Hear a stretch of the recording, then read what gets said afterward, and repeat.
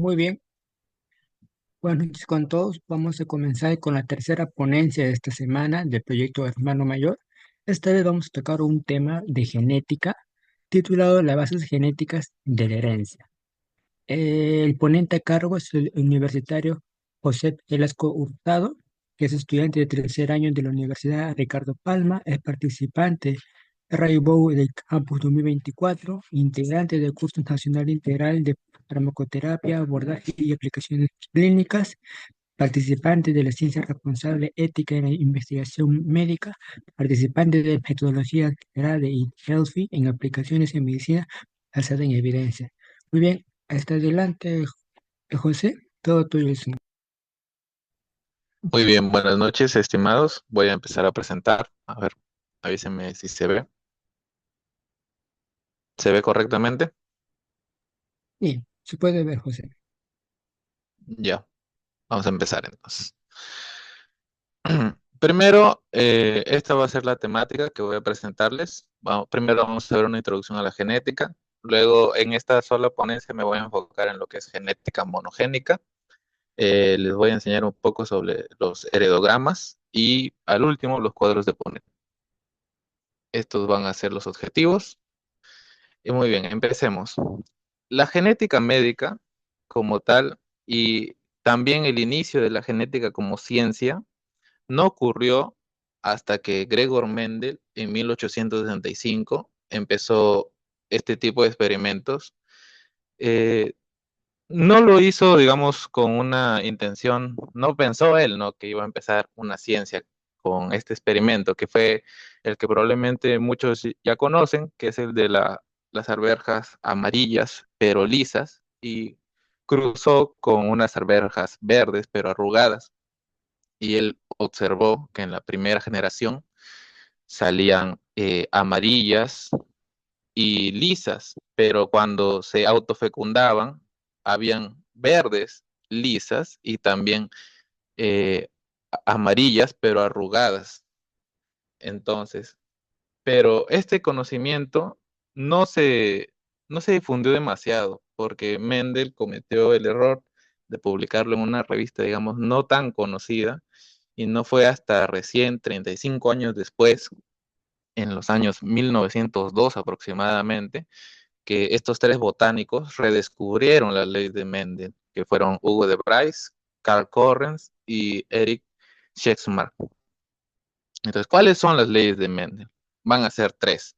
La primera va a ser la uniformidad, la segregación y la ley de distribución independiente. Pero, ¿qué quieren decir estas tres leyes? Miren, la uniformidad va a ser cuando la descripción tal como tal es cuando se cruzan dos homocigotos con alelos diferentes, toda la descendencia de la generación F1, o sea, si regresamos de la familia 1, por así decirlo, o sea, esto, la filial 1,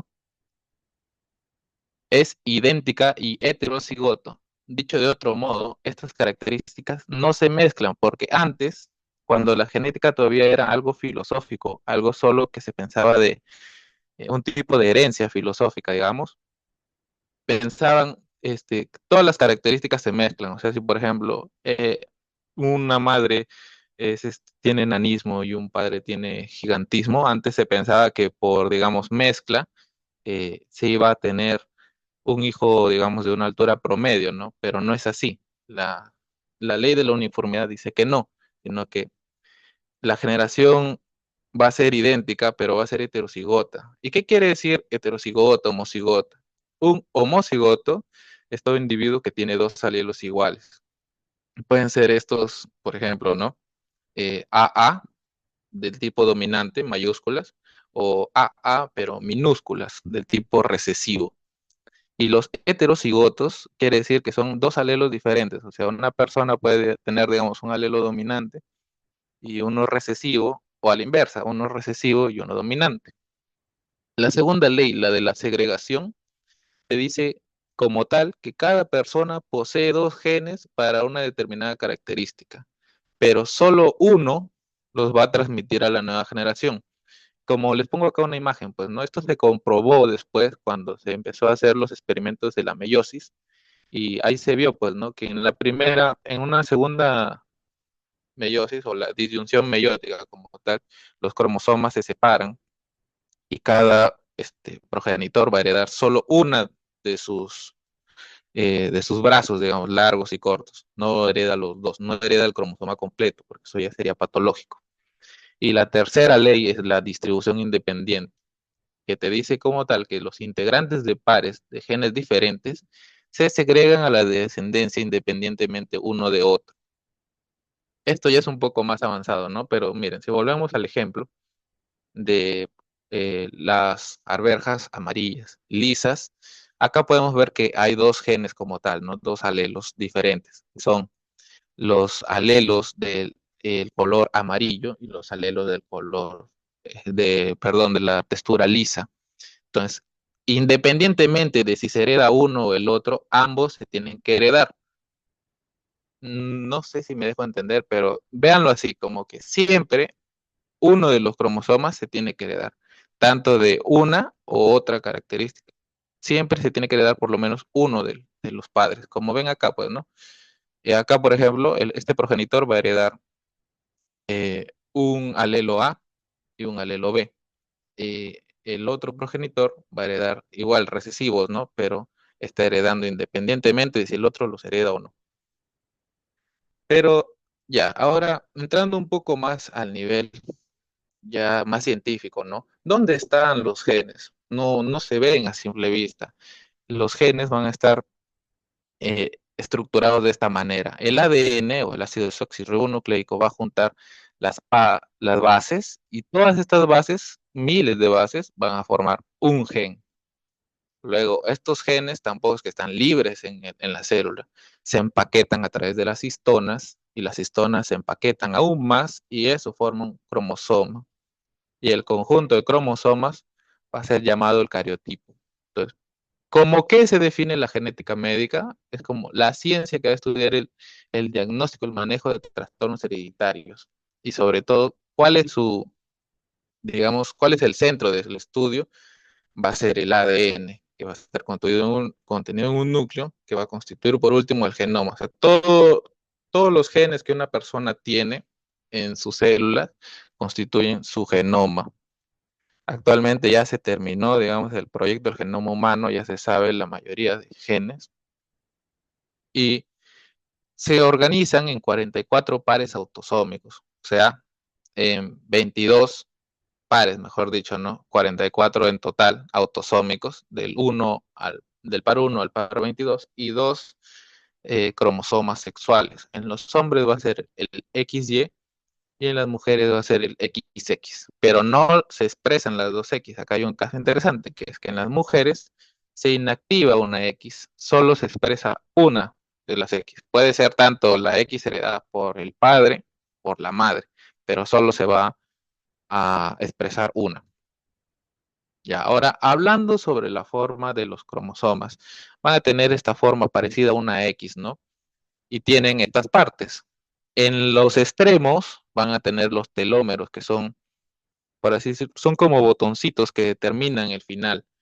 Y de hecho está relacionado un poco al envejecimiento, mientras se dice que mientras más se acortan estos telómeros, más se dan los efectos del envejecimiento en las personas.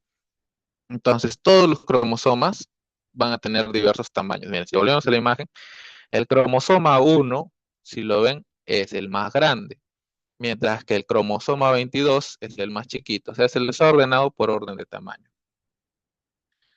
Después, el cromosoma va a tener en el centro, en la mayoría de casos, un centrómero, que es lo que une.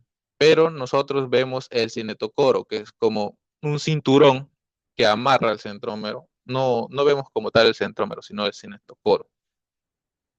Y tenemos un brazo corto, que se le va a llamar P, de petit en francés, porque fueron los primeros que lo observaron, y un brazo largo, que se le llama Q.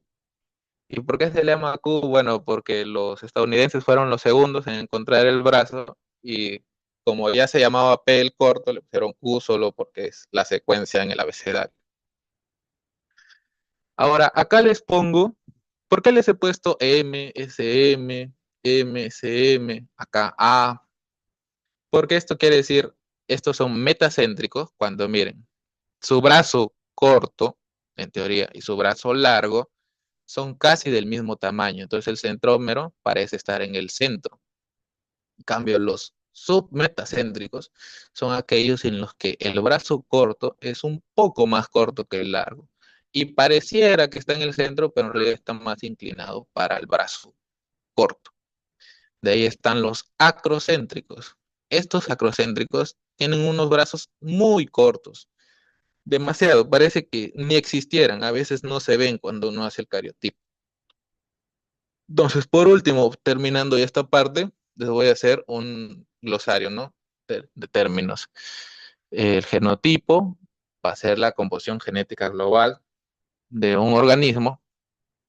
El fenotipo, o sea, es las características observables.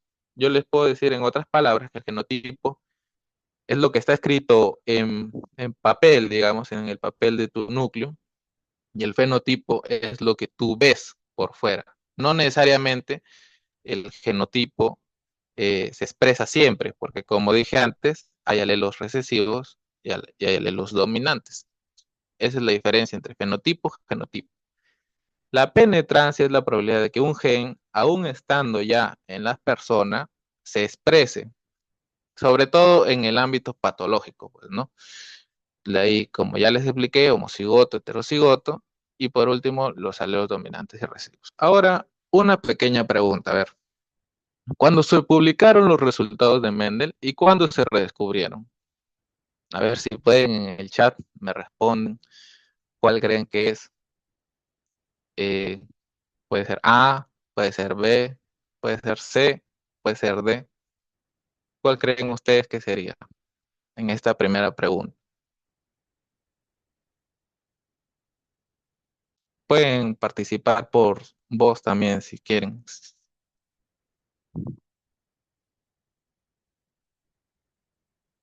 Exacto, muy bien. Juan Diego, A. Ahora, una segunda pregunta. ¿A qué ley de Mendel va a hacer referencia el siguiente enunciado? Cada persona posee dos genes para una determinada característica y solo uno de los cuales se transmite a la nueva generación.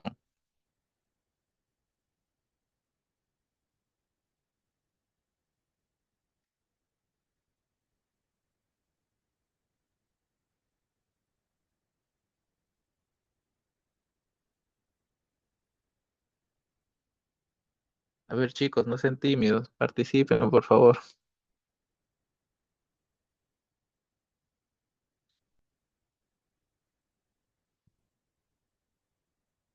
Bueno, la respuesta sería la B, la ley de la segregación. Ahora sí, ya podemos pasar al siguiente tema. Ahora, las enfermedades genéticas se van a dividir sobre todo en tres principales formas de herencia. Las enfermedades monogenéticas, que se heredan de un solo gen, las poligenéticas, que son por el producto de la herencia de muchos genes que interactúan entre sí, y las enfermedades cromosomáticas, que son por variantes en el número de cromosomas, como puede ser, por ejemplo, el más conocido, el síndrome de Down, que es la trisomía en el cromosoma número 21. Entonces, sobre la herencia monogenética. Para empezar, en 1902, o sea, más o menos por la fecha en que se redescubrió lo de Mendel, William Bateson y Archibald Garrod fueron los primeros en proponer una, una enfermedad que tiene una herencia monogenética. No lo sabían en su momento, ¿no? Porque en ese momento se pensaba que esa era la única forma de herencia. ¿Cuál fue la enfermedad? Fue la alcaptonuria, que fue, ellos decían que era un trastorno recesivo. Y para ya 1966 ya tenían un montón de descubrimientos de enfermedades y se hizo el primer catálogo por Victor McCusick. Y en 1987 se crea lo que hoy usan muchos genetistas, ¿no? Y lo que se les recomienda mucho también a los estudiantes es ver el OMIN, el Online Mendelian Inheritance in Man. Y acá les traigo, por ejemplo, la alcaptonuria. Hoy en día esto es del OMIN. Este es el código de Lomin, este es el gen que lo va a causar, el homogentic acid oxidase deficiencia, o sea, la deficiencia de la homogentísica del ácido homogentísico oxidasa. Como ven acá el nombre, de dónde está localizado. A ver si me han prestado atención. ¿Qué brazo sería y qué cromosoma es? Si dice 3Q 13.33.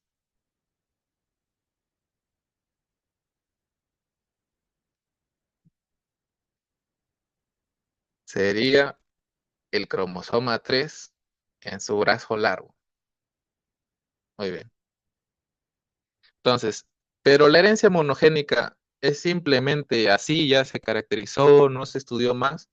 No, se estudió más y se determinó que hay tres tipos, bueno, cuatro en total, pero son el autosómico recesivo, los autosómicos dominantes y los ligados al sexo, y de ahí se le añadió los de herencia mitocondrial. Entonces, vamos a empezar. ¿Qué son los autosómicos recesivos? Son enfermedades que para que se exprese tal como está acá en el dibujito, voy a necesitar que los dos progenitores, tanto el padre como la madre, sean portadores.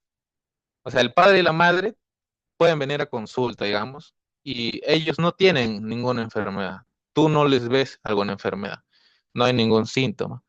Son portadores. Tú le haces el cariotipo o le haces el FISH que se suele hacer en genética y sale que son portadores de una variable patogénica, pero no la expresan. Entonces, cuando ellos se junten, estos padres se junten y tengan hijos, cuando sus dos cromosomas afectados, con el gen que está ahí efectivamente dañado en ambos, se junten, van a tener un hijo afectado. Y los demás, por ejemplo, en este caso, ¿no? Ella, esta hija, va a ser una portadora nada más porque tiene uno afectado, pero no tiene los dos. Cambio acá, por ejemplo, tiene los dos afectados. Ella expresa la enfermedad. Y unos ejemplos clínicos relevantes son, por ejemplo, la fibrosis quística, que el gen va a ser el CFTR, cromosoma 7, brazo largo. La anemia falciforme, el gen va a ser el HBB, cromosoma 11, brazo corto, por la P de Petit. Y la enfermedad de Tay-Sachs, que el gen es el EXA, y va a ser cromosoma 15, brazo largo. Y ahora, ¿qué son entonces los autosómicos dominantes? Si en los recesivos yo necesito que estén los dos dañados, en el dominante no, me basta con que tenga uno y el hijo sale afectado. Ven acá, pues, ¿no? Los dos progenitores, asumimos que no es portador, no, verdad, en los dominantes no existen portadores, por si acaso. Entonces, miren, el padre, sano totalmente, da su alelo sano, pero el otro padre que sí va a estar afectado va a dar, en un 50% de los casos, puede dar su alelo enfermo y sus hijos van a salir con la enfermedad. Ejemplos clínicos relevantes: la enfermedad de Huntington con el gen HTT del cromosoma 4, el brazo corto, la neurofibromatosis 1 con el gen NF1 del cromosoma 17, brazo largo, el síndrome de Marfan con el gen FBN1, cromosoma 15, brazo largo. Ahora, los ligados al sexo, como decía antes, puede estar ligado tanto al cromosoma X como al cromosoma Y, o sea, los dos cromosomas sexuales, pues, ¿no? Y la herencia mitocondrial, que está un poco aparte porque se añadió después. Entonces, cuando son ligados al X existen dos casos, que pueden ser tanto recesivos o dominantes. Miren, por ejemplo, en un recesivo, acá te dice, el padre es sano, la madre es portadora del X enfermo, digamos. Entonces, ¿el padre le puede transmitir al hijo? No, porque en este caso está sano el hijo. El padre, perdón, está sano el padre. Entonces, el padre al hijo le va a transmitir su Y, entonces no le transmite ninguna enfermedad. A la hija le va a transmitir su X, pero su X está sano. La madre le transmite a la hija su X enfermo. Entonces la hija se vuelve portadora. Cuando es recesivo, la X, y está ligado al X, la hija todavía puede ser portadora. Pero el que sí o sí va a salir afectado es el hijo. ¿Por qué? Porque esos genes que están en ese cromosoma X están afectados. Y el hijo, a diferencia de la hija, no tiene otro cromosoma X, o sea, no tiene donde un cromosoma de respaldo, digamos, que pueda usar esos genes que están bien para que cumplan su función, pues, ¿no? Y el hijo esté sano. Entonces, en los recesivos, las hijas portadoras, los hijos se enferman. Cambio, miren este otro caso, ¿no? El inverso ya. El padre está afectado, la madre está sana. En este caso, el hijo está sano. ¿Por qué? Porque el padre solo le hereda el cromosoma Y, no le hereda el cromosoma X. En cambio, miren la hija. La hija se vuelve portadora. ¿Por qué? Porque una X es sana por parte de la madre y una X es afectada, ¿no? Por parte del padre. Unos ejemplos relevantes, la hemofilia A por el gen F8, que está en el brazo largo del cromosoma X, y la distrofia muscular de Duchenne en el gen DMD del brazo corto del cromosoma X. Ahora, cuando es dominante la herencia, en este caso, ¿qué va a suceder? Los hijos siempre son afectados. Miren, no tanto por el padre, ¿no? Porque el padre, por ejemplo, de nuevo al hijo le hereda la Y. A la madre le hereda su X, pero puede estar sana. ¿Por qué? Porque la madre todavía tiene una X sana. Entonces, en las hijas, digamos que hay todavía un 50% de probabilidad de que sean sanas. En cambio, la otra probabilidad es que sean enfermas. ¿Por qué? Porque la X en la hija puede heredar la X afectada de la madre y la X sana del padre, pero como es dominante, acá sí va a expresar la enfermedad. En cambio, este es en el hijo.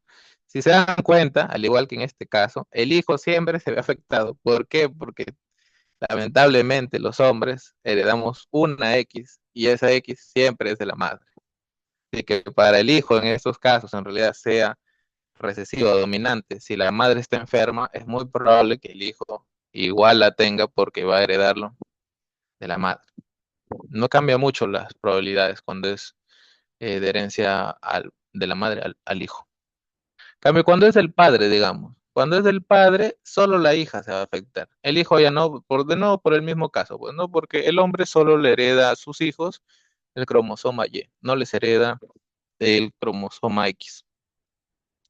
Entonces, unos síndromes relevantes clínicos. El síndrome del X frágil por el gen FMR1, cromosoma X, brazo largo, y el raquitismo hipofosfatémico del gen FEX, cromosoma X, brazo corto.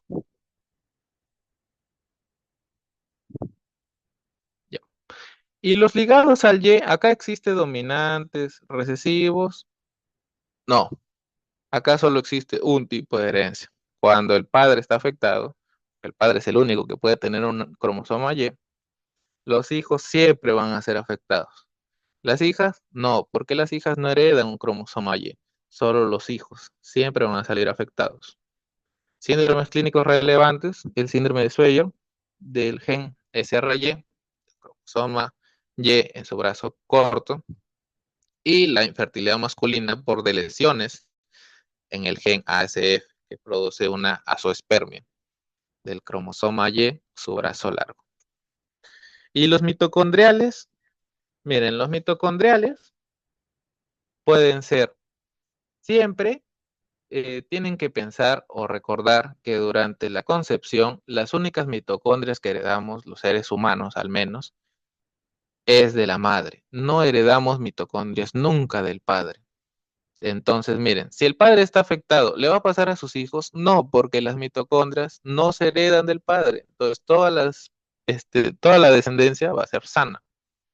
Cambio, si la madre tiene esos defectos en los genes mitocondriales, todos sus hijos siempre van a salir afectados. No importa el padre, que de repente, ¿no? A veces se piensa que el problema genético puede ser de los dos. No, en el caso de las enfermedades mitocondriales, solo pueden heredarse la madre, porque las mitocondrias, como les digo, tienen que recordar un poco que en la concepción, todas las mitocondrias que heredamos los humanos siempre son del, de la madre.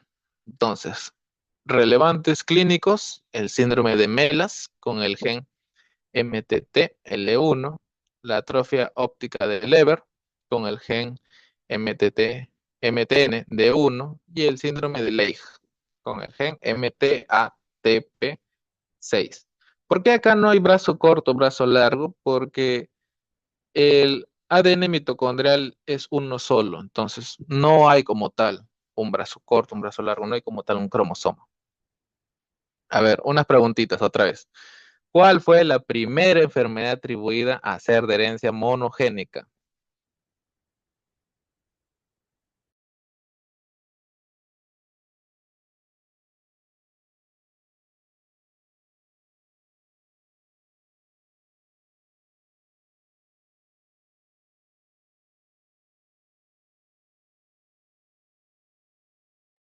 Muy bien, Juan Diego, otra vez. La alcaptonuria. ¿Cuántos tipos de herencia genética hay? A ver, esa pregunta es medio trampa.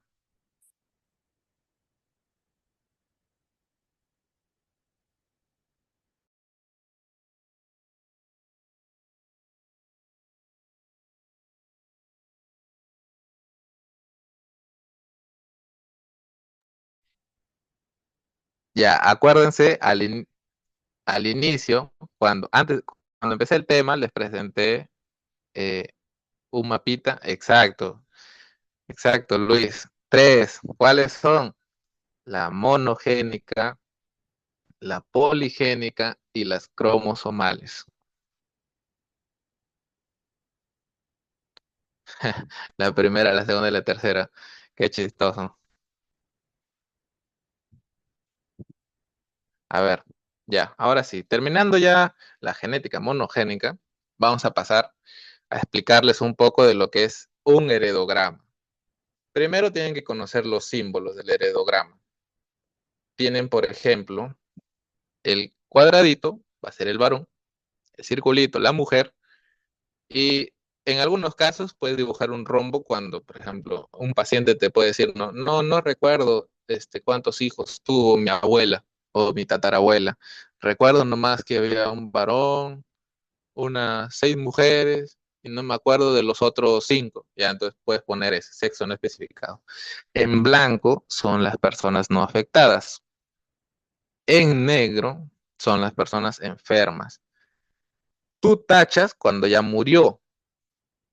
Ya te sirve para la parte genética, pero tú no puedes hacerle una consulta pues, a una persona muerta, ¿no? No puedes consultarla, entonces por eso se va tachando.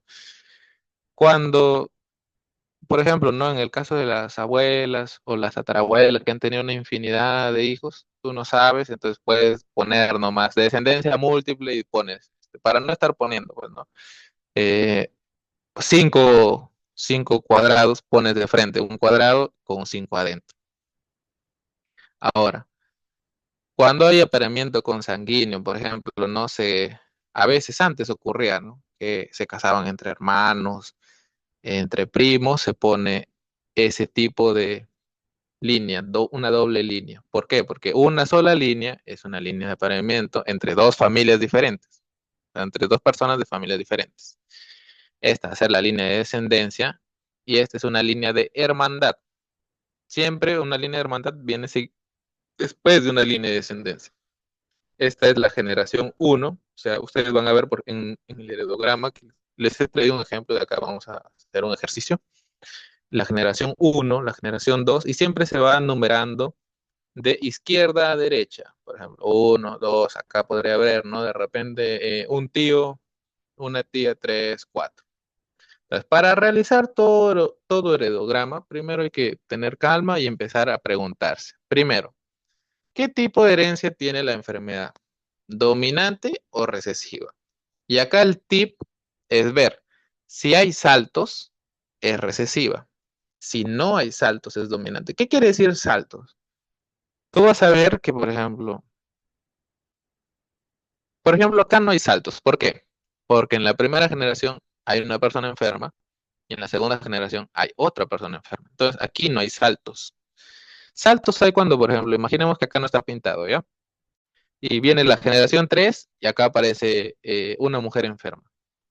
Entonces, ese es un salto, o sea que la enfermedad pasa, se salta literalmente una generación. Entonces, digamos, el abuelo tuvo la enfermedad y el nieto también, pero ninguno de los hijos tuvo la enfermedad. Ya, una vez que determinas eso, si es recesivo o dominante, pasa a la segunda pregunta. ¿La enfermedad se va a transmitir por los autosomas o está ligada al sexo? Y acá hay otro truquito. Si hay un número parecido de hombres y mujeres, es probable que sea autosómica. Y si los hombres no lo transmiten a sus hijos, es probable que sea ligado al X, acuérdense de antes, ¿no? Cuando los hombres, por ejemplo, afectados, no lo transmiten a sus hijos, ¿por qué? Porque el hijo hereda la Y. Entonces, es más probable que sea ligado al X. Ya ver, este ejercicio. Según este heredograma, ¿qué tipo de enfermedad tenemos? A ver, piensen. Pueden darse su tiempo de analizarlo y decirme. Miren, recuerden, si no, una vez más. Círculo, mujer, cuadrado, varón, y la persona enferma está pintada de negro. Acuérdense también de los tips. Si hay saltos, es recesiva, y si hay un número parecido de hombres y mujeres, es autosómica. A ver, piensen.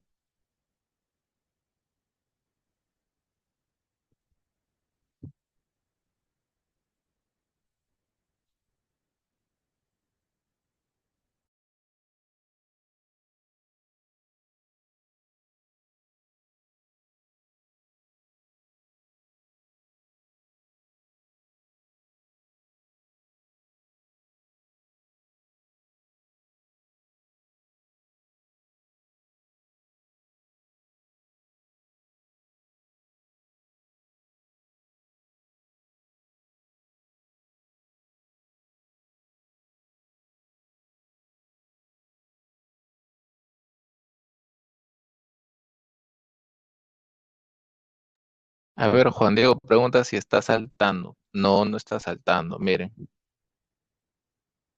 generación 2, generación 3, generación 4, generación 5.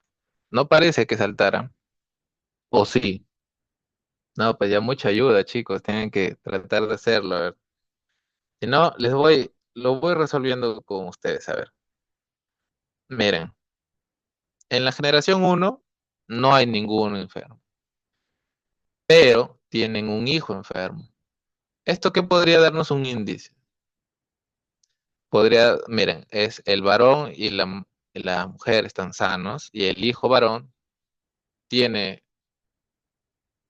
un... Ya, alguien ya dijo la respuesta correcta, pero no les voy a decir quién. Miren, el varón en la segunda generación es el que está enfermo. Según esto, es el tercer miembro de la generación 2. Ahora, esta hija, junto con su esposo, digamos, su pareja, o el otro progenitor varón, tuvieron otra vez un varón enfermo y otro varón enfermo. Ya chicos, está bien, les voy a dar la respuesta. Felicitaciones a Kimberly Huerta, que acertó, es autosómica recesiva. ¿Por qué? Miren, ¿qué les dije? Cuando es recesiva, los padres no expresan la enfermedad. Entonces, miren, acá, en la segunda generación nomás tú ya puedes ir suponiendo. Tienen en total 4 hijas, no, 3 hijas, un hijo. De todos ellos, el único que parece haber heredado la enfermedad es el hijo. Pero acá te puede confundir, ¿no? De repente es una enfermedad eh, ligada a, no sé, pues ligada al Y, no, descartas. ¿Por qué? Porque si fuera ligada al Y, el padre tendría que estar enfermo, pero el padre está enfermo, no. Ligada al X, puedes decir. Ligada al X no podría ser tampoco. ¿Por qué? Porque el hijo está enfermo y las hijas, ninguna está enferma. Pues, no podría ser. Entonces, la única que les quedaba, porque si bien no se observan mucho los saltos, no puede ser confuso porque acá vemos que pareciera que no hay saltos, pero miren, eh, la hija y su esposo tuvieron otra vez, o sea que la hija ya era portadora. El esposo probablemente también es portador y tuvieron dos hijos que sí expresaron. Igual acá, miren, acá por ejemplo, ella debió ser portadora, su esposo sano, y ninguno tuvo un hijo enfermo. Y, pero acá el enfermo, que por definición ya tenía los dos alelos afectados, con la hija que probablemente estaba sana, tuvieron portadores, portadora, portadora. Y acá otra vez, el padre, acá pueden deducir entonces que el padre es portador. Por eso tienen otro hijo que sí expresa la enfermedad. Es algo confuso, yo sé, pero si lo estudian, lo entenderán. Tienen que tomarle un tiempo para leerlo bien y ahí lo entienden. Ya, pero por temas de tiempo vamos a pasar. Ahora, los cuadros de Punnett. William Bateson con Reginald Punnett colaboraron entre 1905 y 1908 en unos experimentos y Punnett empezó a realizar estos cuadros para hacer más fácil, digamos, la explicación de los resultados. Entonces a él se le reconoce por la creación de estos cuadros. Miren, yo hago acá dos alelos, el B dominante, el B recesivo. Parecido, se parece mucho a los experimentos de Mendel, pero acá está más simplificado, porque solo ves dos alelos, en cambio Mendel veía cuatro, pues, ¿no? Entonces acá igual, B dominante, B recesivo. Y acá, ¿para qué te sirve un cuadro Punnett? Porque un cuadro Punnett tú sacas la probabilidad por ejemplo, esto, miren. El B recesivo van a ser eh, las flores blancas. Entonces, ¿cuál es la probabilidad de que tú tengas flores blancas? Solo un 25% o un cuarto del cuadro. Miren, tú evalúas. De todo el cuadro, solo puede ser una en cada cuatro que tengas flores blancas. En cambio, ¿cuándo siempre vas a tener flores violetas, digamos? En tres cuartos, o sea, el 75%. Para eso te sirve un cuadro de Punnett, para que tú determines en la herencia cuántos heredan un determinado rasgo, que puede ser patológico o no. Como el siguiente ejercicio, a ver, miren. Acá es un cuadro de Punnett más avanzado, ¿no? Este sí es más completito. Y yo quiero que me digan, miren, les he puesto ahí una leyenda. El A mayúscula, disculpen, ahí ha habido un error ya, pero el A mayúscula es el gen dominante de ojos marrones. El A minúscula va a ser el gen recesivo de ojos azules. El B mayúscula es gen dominante de cabello marrón y el B minúscula va a ser un gen recesivo de cabello rubio. Pues díganme, según eso, a ver si me entendieron, ¿qué probabilidad hay de que una persona salga con ojos azules y cabello rubio? A ver en el chat.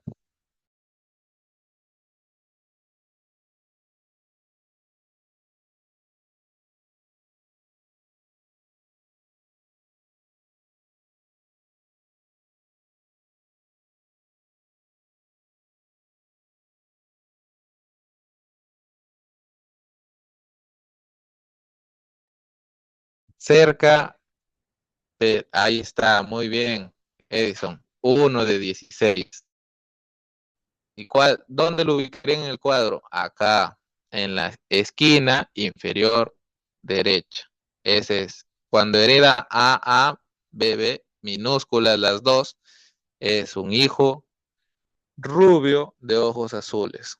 Y si yo les dijera un hijo ya de cabello marrón, pero de ojos azules, ¿cuál sería?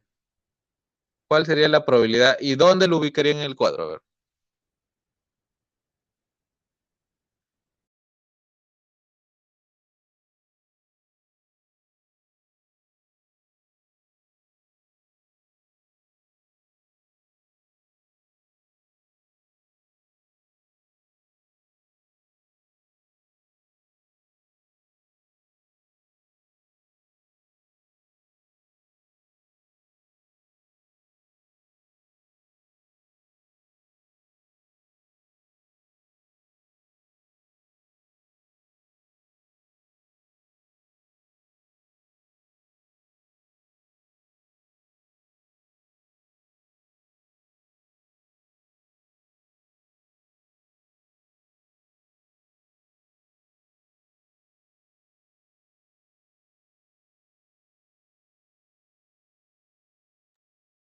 A ver sus respuestas. 2 de 16, cerca, pero no. No, Juan Diego, tampoco 8 de 16. Ya, miren, la respuesta para alguien de ojos azules, pero cabello marrón. Miren las A chiquitas. Primero, eh, acá.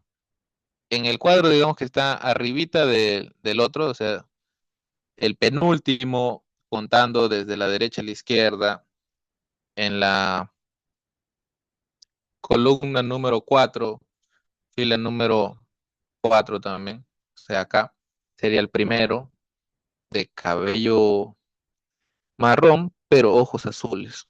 Ahí es 1 de 16. El segundo, acá, la B mayúscula, la B minúscula, entonces cabello marrón porque es dominante y ojos azules, igualito.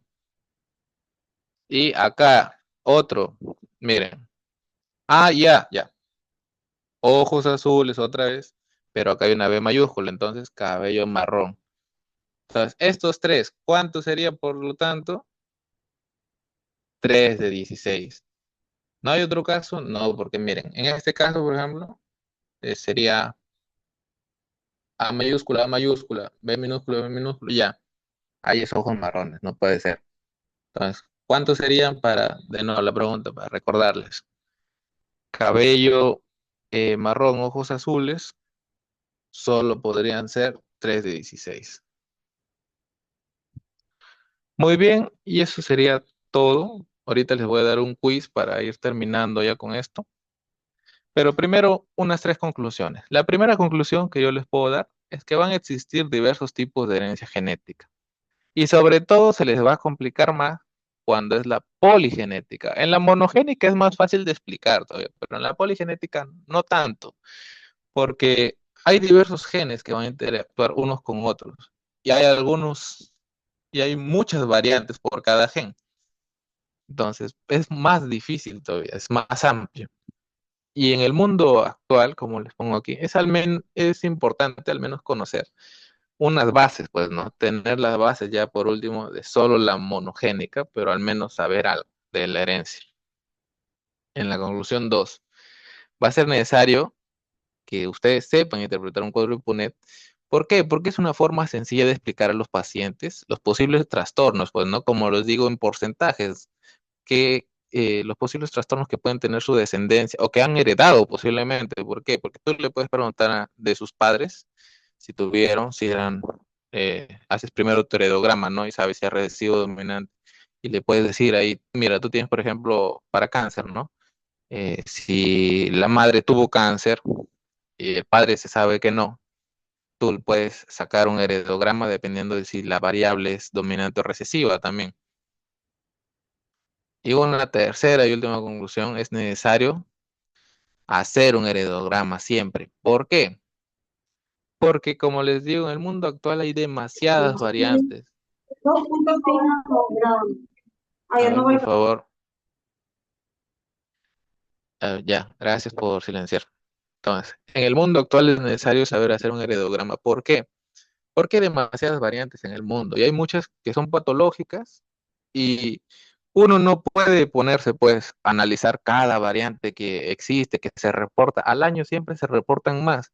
Y uno no se puede poner a analizar cada variante una por una, porque el examen es costoso, no es nada barato. Entonces, cuando tú haces un heredograma, puedes ir eh, viendo qué enfermedades son las más probables que tenga una persona y en base a eso buscar esas variantes.